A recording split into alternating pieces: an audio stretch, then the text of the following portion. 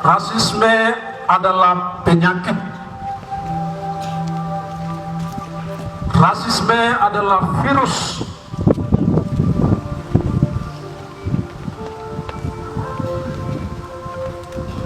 Rasisme pertama kali ditularkan oleh orang-orang yang merasa diri superior, merasa bahwa ras lain lebih rendah daripada rasnya, merasa bahwa ras yang lain lebih primitif, terbelakang dari yang lainnya. Dan ingat rakyat Papua, kawan-kawan mahasiswa yang hadir hari ini, karena rasisme itu adalah virus, rasisme itu adalah sakit, bahkan pasiennya sangat susah untuk mendeteksi sakit yang disebut dengan rasisme. Rasisme didukung oleh ilmuwan, pertama kali di Eropa, di Amerika, dibenarkan oleh ilmuwan. Orang-orang ilmuwan menyatakan bahwa secara biologis orang kulit putih jauh lebih terhormat, jauh lebih cerdas daripada orang-orang kulit hitam, daripada ras-ras yang lain.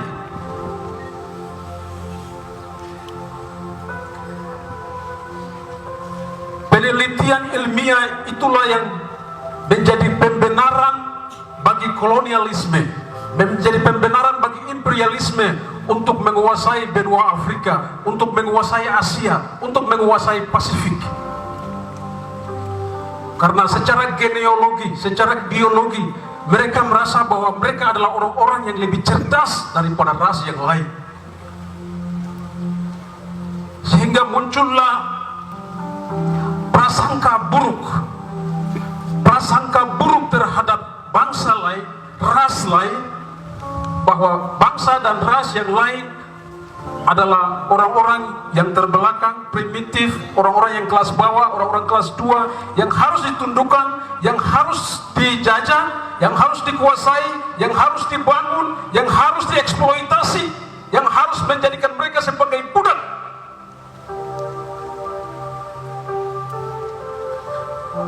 Kembali lagi, karena rasisme itu adalah sebuah virus, dia penyakit.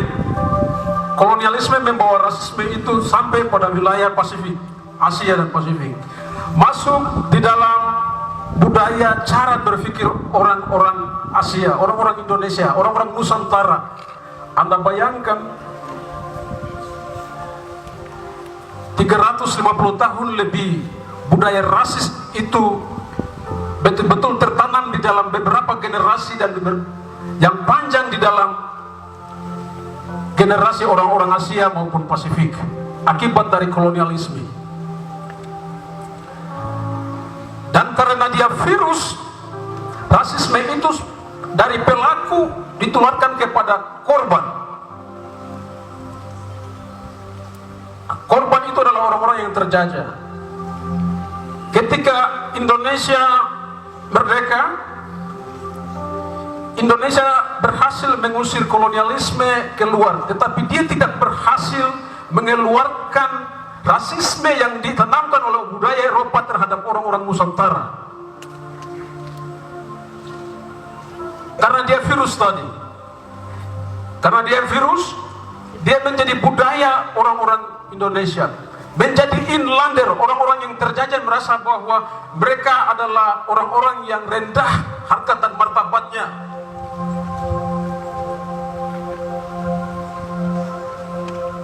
Saudara,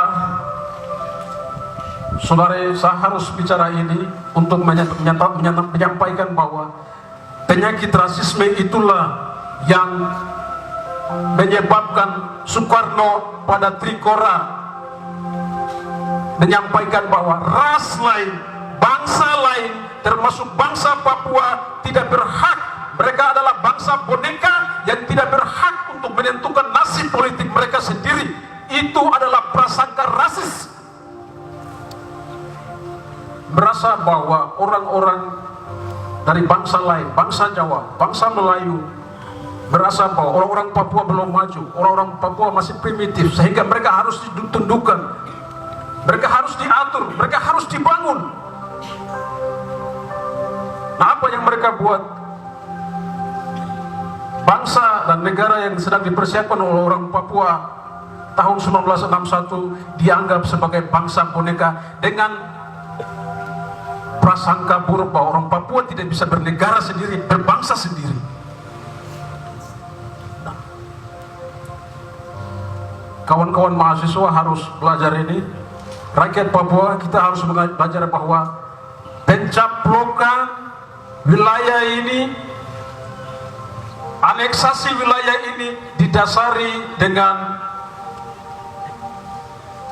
prasangka rasis. 1962 New York Agreement, 1967 kesepakatan antara Indonesia dan Amerika Serikat dalam kontrak karya Freeport, PPRA 69 tidak melibatkan satupun orang Papua karena dianggap bahwa orang Papua adalah orang yang primitif, orang Papua tidak berhak untuk menentukan nasib politiknya sendiri, orang Papua perlu diatur sehingga semua perjanjian diatur berdasarkan kesepakatan sepihak antara orang-orang yang merasa diri superior antara Amerika Serikat, Belanda dan Indonesia tanpa memperhitungkan rakyat Papua sebagai selaku pemilik sah bangsa dan tanah air ini untuk menentukan nasib politiknya sendiri. Itu adalah rasis